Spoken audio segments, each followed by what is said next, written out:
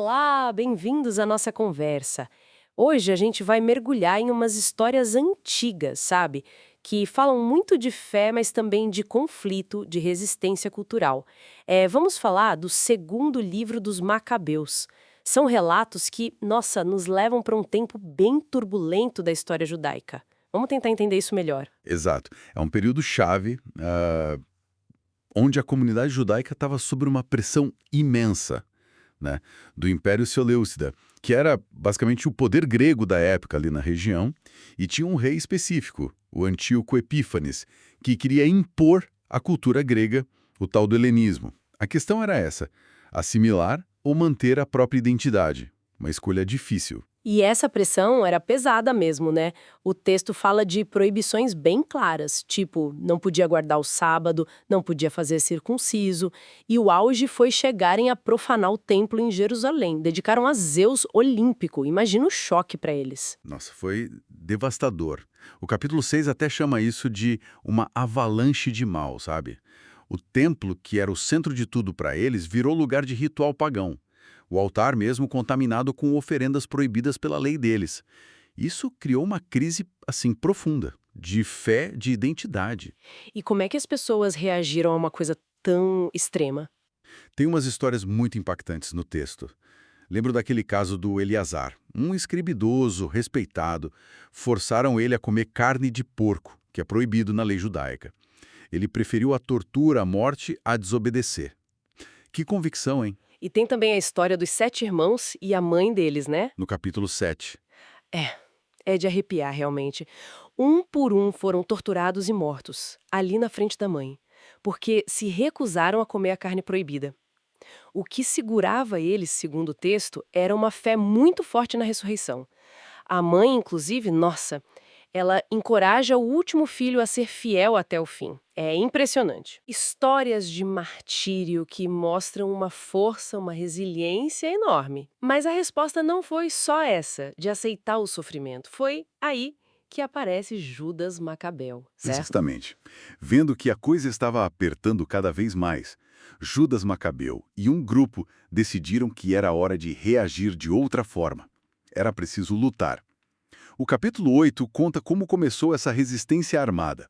No início era mais tática de guerrilha, ataques meio secretos. Mas eles foram ganhando gente, apoio e conseguiram montar um exército para enfrentar as tropas do Império.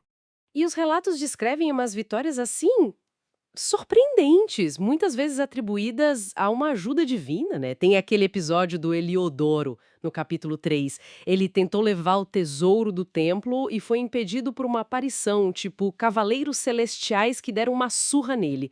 É muito gráfico. Sim, e não é o único caso.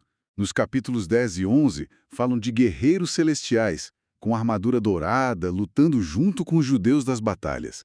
Para quem escreveu e lia aquilo na época, era um sinal claro, sabe? Que Deus estava do lado deles, defendendo o povo e o templo. Então, o grande momento dessa luta toda foi quando conseguiram retomar Jerusalém e purificar o templo, é isso? Com certeza. É o clímax ali da campanha militar. Está no capítulo 10. Judas e seus homens conseguiram expulsar os inimigos, limparam o templo de tudo que era pagão, fizeram um altar novo e voltaram com os cultos. E a celebração disso, da rededicação, durou 8 dias. O próprio texto sugere que essa festa fosse comemorada todo ano. Daí que vem a festa da dedicação, o Hanukkah, que a gente conhece. Interessante. E tem outra passagem que chama atenção, lá no capítulo 12. Depois de uma batalha, Judas encontra amuletos pagãos com alguns soldados judeus que tinham morrido.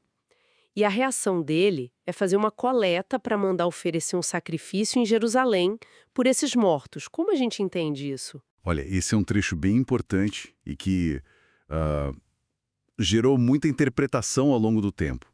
O próprio texto apresenta isso como um ato de piedade do Judas, sabe? E liga diretamente à crença na ressurreição.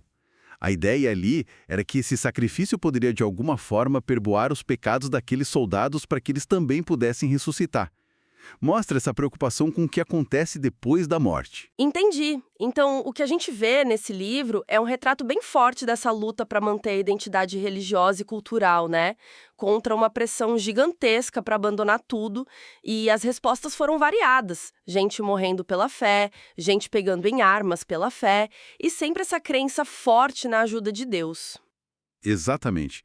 O segundo Macabeus mostra o quanto o templo e a lei eram centrais para eles naquele momento difícil. E como diferentes pessoas enfrentaram essa crise que ameaçava a própria existência delas. E levanta uma questão interessante, né? Até onde a fé pode levar alguém, ou um povo inteiro, a resistir contra forças que parecem invencíveis? Fica aí a reflexão. Muito obrigada pela companhia nessa exploração dos relatos dos Macabeus. Deus te abençoe.